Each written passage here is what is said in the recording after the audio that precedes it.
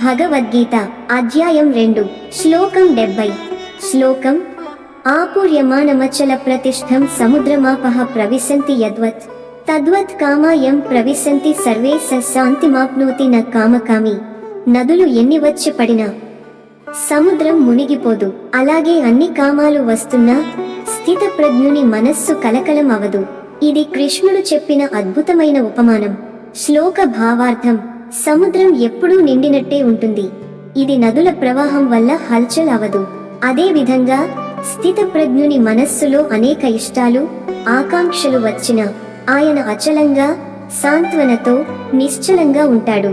ఇలా జీవించగలిగినవాడు మాత్రమే శాంతిని పొందుతాడు. కామకామి ఎవడు?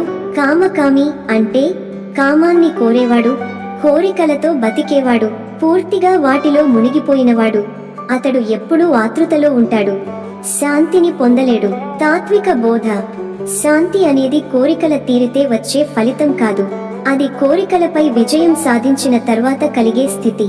స్థితప్రజ్ఞుడు అన్ని అనుభవాలను చూసినా స్పందించడు, అతని చిత్తం సముద్రంలా స్థిరంగా ఉంటుంది.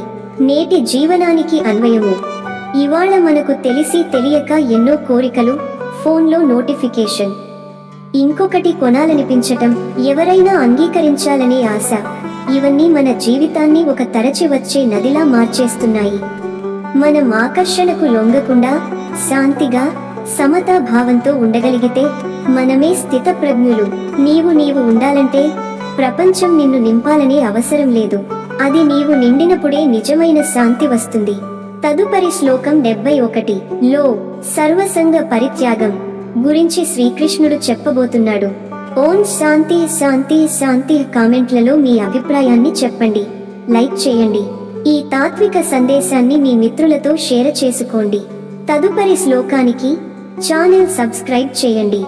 ధన్యవాదములు. జై శ్రీకృష్ణ.